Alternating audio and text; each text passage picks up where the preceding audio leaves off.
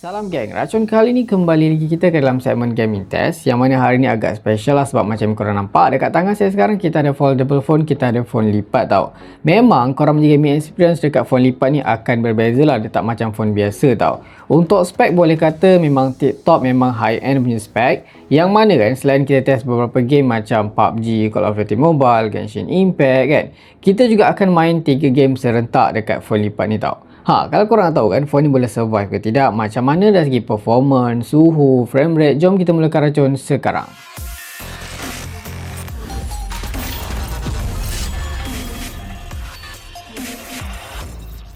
Nampaknya kita dah pun ada dekat dalam lobby lah. Hari ni macam korang nampak kita akan buat penderaan dekat phone Samsung ni. Tapi bukan phone Samsung biasa, yang ni phone lipat lah, foldable phone Samsung Galaxy Z Fold 4, which is flagship 2022 lah daripada Samsung. Banyak benda yang diorang dah upgrade kali ni, dan chipset diorang pun lebih better daripada model S22, which is dekat sini dia pakai Snapdragon 8 Plus Gen 1 tau. Dan dia juga ada cooling system. Untuk dia punya setting grafik, kalau korang tertanya, kita akan cuba check sekarang.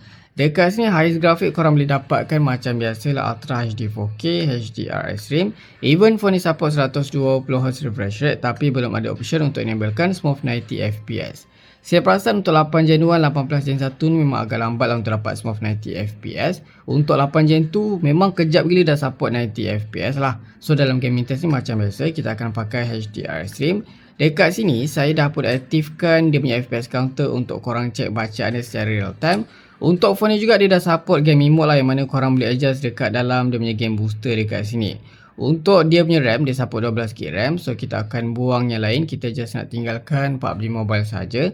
Lepas ni saya akan test beberapa game. Dan dalam gaming test ni kan, apa yang menarik, kita akan buat juga macam multi window game. Kita akan main beberapa game serentak selepas ni. Okay, so dekat sini untuk yang bahagian depan ni sekitar 6.2 inci screen dia. So kalau korang nak lebih rasa puas, nak rasa lebih macam next level main tu, experience lain macam, korang boleh main dekat screen dalam.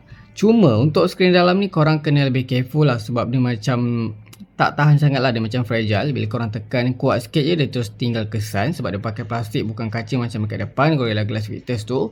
Sebelum kita mulakan kan, kita akan tengok dulu setting kewajipan, yang mana sekarang ni kita akan gaming test ni pakai data bukan wifi. Lepas tu dekat sini bateri penuh. Brightness kita setkan lebih kurang macam ni, memang agak kuat juga, agak tinggi. Okay, so kalau korang dah bersedia sekarang ni, kita akan set timer. Dekat sini kita akan start timer dulu. Dah running, kita akan cabut port USB-C di bahagian atas ni. Dan kita akan start game sekarang. Kita dah masuk dekat dalam Spawn Island. So far dia masuk macam biasalah, agak laju. So dekat atas ni saya dah setkan dia punya FPS counter. Untuk features lain ataupun spek lain, phone ni juga dia support stereo speaker lah, dual speaker. Satu sini, satu sini. Kita akan setkan volume lebih kurang dalam 80%, 70% macam tu. So far just nice dekat sini, terbaik. Alright, kita dah landing sekarang So far banyak gila enemy dekat sini.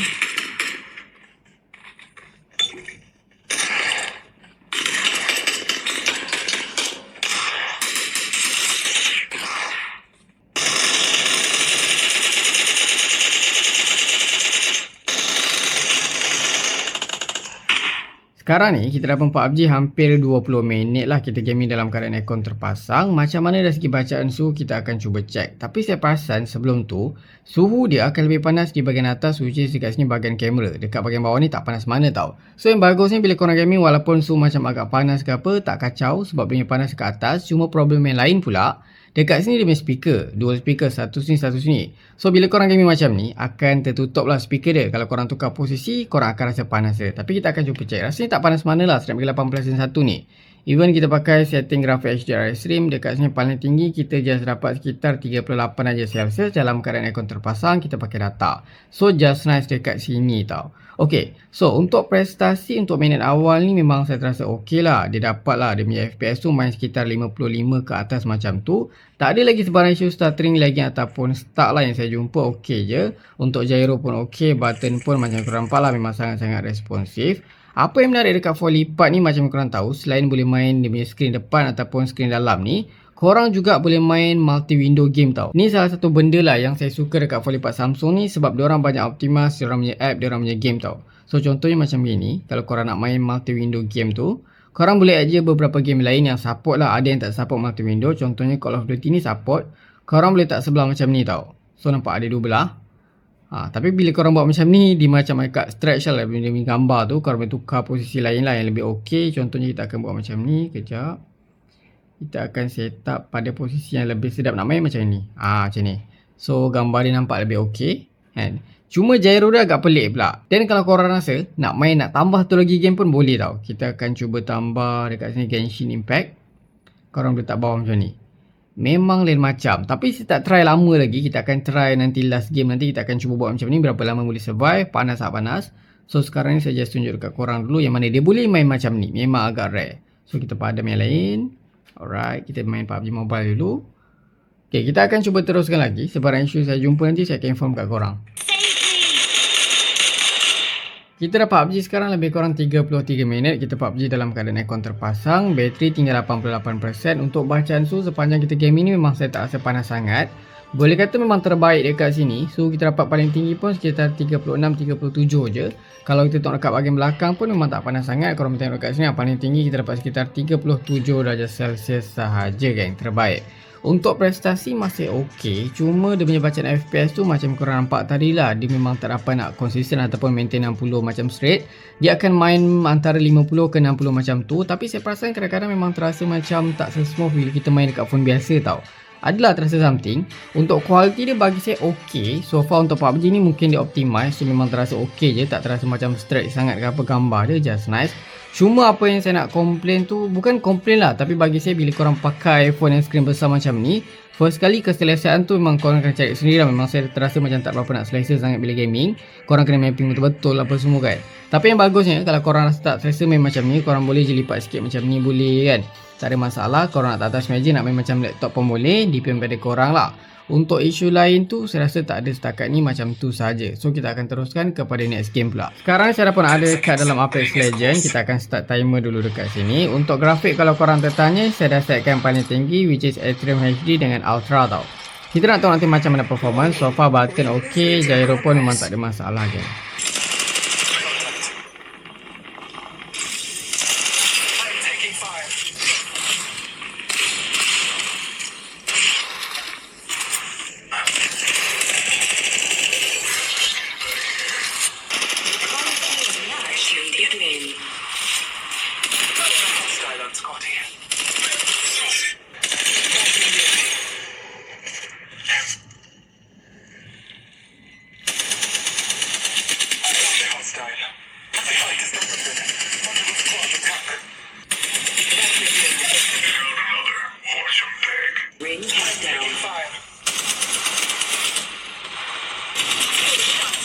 Setakat ni kita dah pun gaming lebih kurang dalam 17 minit. Bateri tinggal 77%. Kita gaming dalam keadaan aircon terpasang. Untuk grafik masih sama, Extreme HD Ultra 60 FPS. Untuk bacaan tu memang terasa masih okey, sama macam PUBG juga, tak panas pun. Dekat sini kalau korang check paling tinggi kita dapat sekitar 37 darjah Celsius saja. Memang sangat okey lah untuk bacaan tu. Untuk prestasi, saya terasa dekat sini dia tak se-smooth macam kita main PUBG lah. Dia punya FPS tu boleh drop sampai 40 lebih macam tu kalau ada banyak player. Cuma kan, kalau untuk macam Apex Legends ni, saya perasan kualiti dia tu tak secantik macam PUBG. Mungkin dia tak optimize sangat.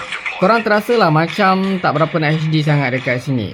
Untuk button okey kan. Dia punya gyro pun tak ada masalah dekat sini lah. Genshin Impact sekarang ni saya akan tunjuk dulu dekat korang grafik yang kita dah pun setkan. Dekat sini macam korang nampak, actually saya dah setkan grafik highest. FPS pun saya dah setkan 60 FPS. Kalau dekat phone-phone lain yang pakai chipset yang sama, Snapdragon 8 Plus Gen 1, biasanya kita akan dapat suhu yang lebih terkawal. FPS pun, performance pun stabil. So macam mana dengan phone lipat ni kita akan tengok sekejap lagi. So saya akan set timer dan kita akan cuba layan dulu kan.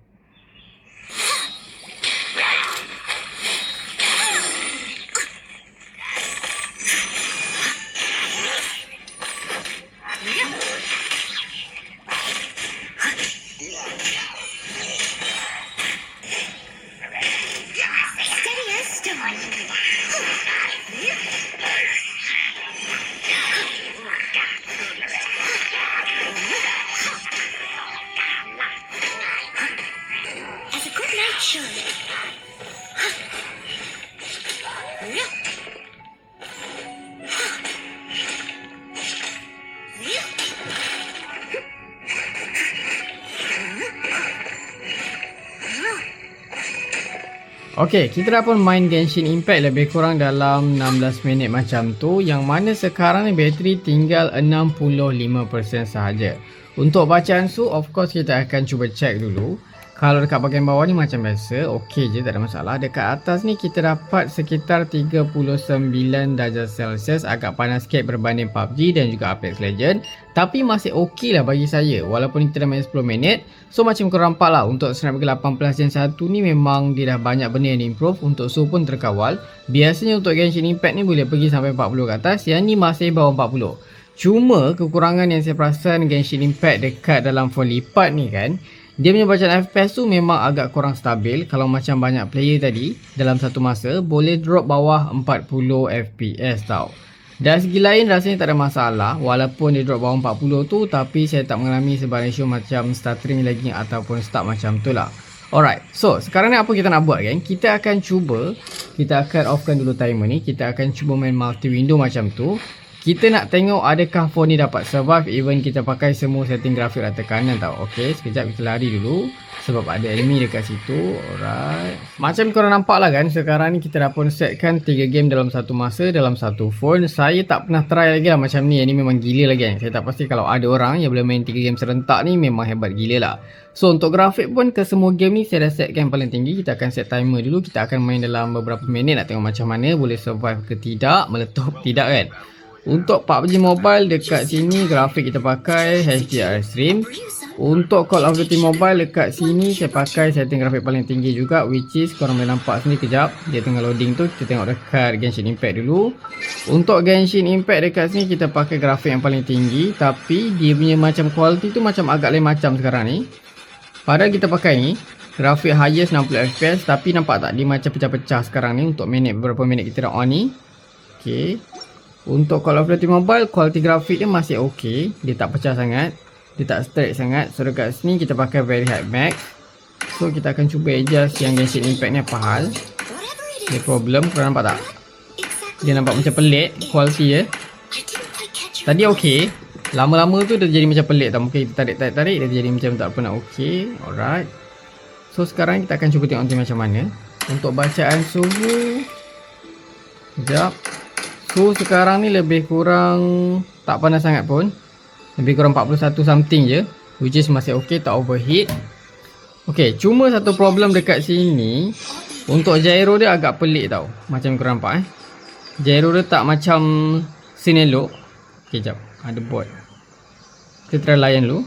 Tembak bot jap. Oh, tapi agak susah lah nak kawal. Korang nampak? Untuk gyro dekat PUBG ni dia jadi macam pelik. Better kita kena off gyro dia. Kita akan off gyro dulu untuk PUBG Mobile. Di manakah gyronya? Okey, kasi off. Baru dia okey. Oh, so macam mana kot nak main 3 game serentak? Memang gila lah kan. So dekat sini kita cuba jalan. Okey. Saya rasa saya cuba macam keluar masuk balik untuk Genshin Impact ni, sebab dia macam pelik pula quality dia. Untuk Genshin Impact ni kan, selepas saya force close, saya masuk balik, dia dah okey lah quality dia. Dia tak macam pixelated sangat, just nice. Untuk PUBG kita dah mati. Kita masih survive 2 game. So nampaknya bila dah mati satu game ni, kita akan main 2 game je macam ini. So nampak tak? Yang tu kelebihan dia tau. So dekat sini untuk Genshin ni, bila korang selalu adjust tu jadi macam pelik lah. Korang kena tutup, masuk balik baru dia okey. Saya perasan dia punya prestasi tu masih okey, walaupun dia tak sesmooth macam kita main satu game. Tapi dia tak start sangat, just nice lah dekat sini. So kita akan cuba main ni, tengok macam mana. Ada enemy kan. Kita weapon tak ada actually.